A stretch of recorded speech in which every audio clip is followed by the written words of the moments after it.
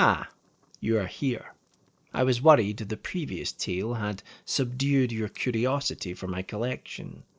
I welcome you once more, then, to my great library. Please sit, you on one side of the mantel, I on the other, and let me share another tale with you from these sinister pages. Now, where are we? Let me see. Let me find the right page. Ah, yes. There was a man dwelt by a churchyard by M.R. James. We'll forgo the opening paragraph, for it does not concern us. There was a man dwelt by a churchyard. His house had a lower story of stone and an upper one of timber. The front windows looked out on the street, and the back ones on the churchyard. It had once belonged to the parish priest, but, this was in Queen Elizabeth's days, the priest was a married man, and wanted more room. Besides, his wife disliked seeing the churchyard at night out of her bedroom window. She said she saw...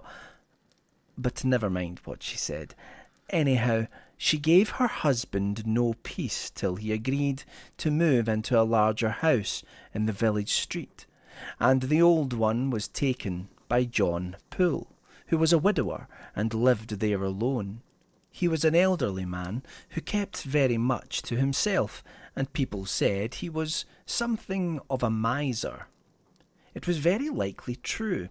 He was morbid in other ways, certainly. In those days it was common to bury people at night and by torchlight, and it was noticed that, whenever a funeral was toward, John Poole was always at his window, either on the ground floor or upstairs, according as he could get the better view from one or the other. There came a night when an old woman was to be buried. She was fairly well-to-do, but she was not liked in the place. The usual thing was said of her, that she was no Christian, and that on such nights as Midsummer Eve and All Hallows she was not to be found in her house. She was red-eyed and dreadful to look at, and no beggar ever knocked at her door. Yet when she died, she left a purse of money to the church. There was no storm on the night of her burial. It was fair and calm, but there was one difficulty about getting bearers and men to carry the torches, in spite of the fact that she had left larger fees than common for such as did that work. She was buried in Woollen without a coffin.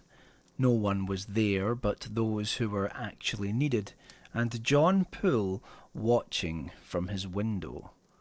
Just before the grave was filled in, the parson stooped down and cast something upon the body, something that clinked, and in a low voice he said words that sounded like, "Thy money perish with thee."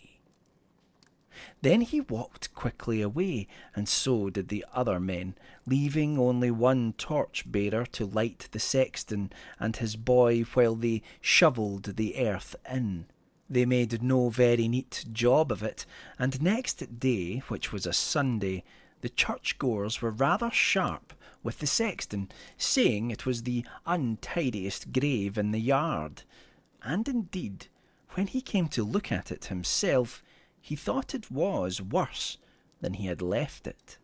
Meanwhile, John Poole went about with a curious air, half exulting, as it were, and half nervous.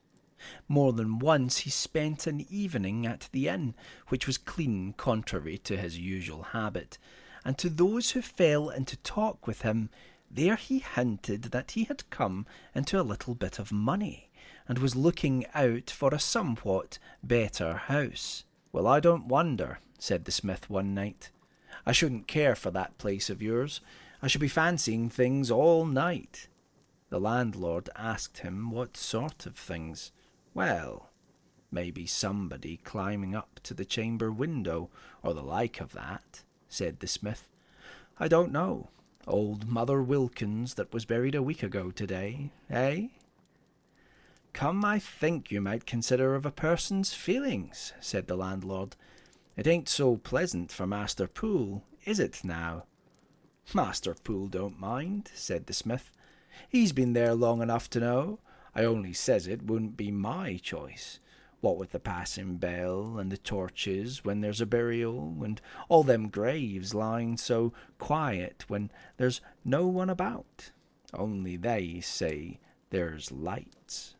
Don't you never see no lights, Master Poole? No, I don't never see no lights, said Master Poole sulkily, and called for another drink, and went home late.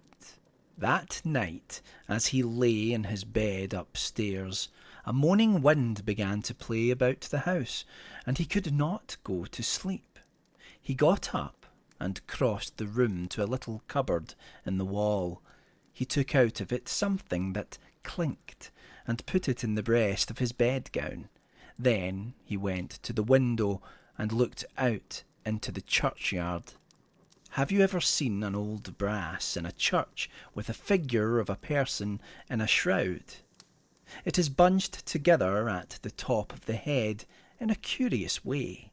Something like that was sticking up out of the earth in a spot of the churchyard which John Poole knew very well.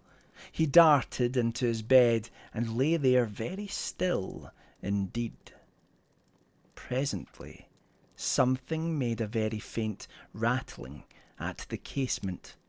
With a dreadful reluctance, John Poole turned his eyes that way. Alas! Between him and the moonlight was the black outline of the curious bunched head. Then there was a figure in the room. Dry earth rattled on the floor. A low, cracked voice said, "Where is it?" And steps went hither and thither, faltering steps, as of one walking with difficulty. It could be seen now and again, peering into corners, stooping to look under chairs. Finally, it could be heard fumbling at the doors of the cupboard in the wall, throwing them open. There was a scratching of long nails on the empty shelves. The figure whipped round, stood for an instant at the side of the bed, raised its arms, and with a hoarse scream of, "You've got it!" The book closes here. And so too does tonight's exploration of the unknown. I will call upon you again soon, at which time you will once more walk between the trees of my family estate until you see the flickering candlelight emanating from within my great library. Until then, tread carefully and keep your resolve, so that we may once again delve into these stories of the strange and the macabre, releasing them from their slumber within these sinister pages.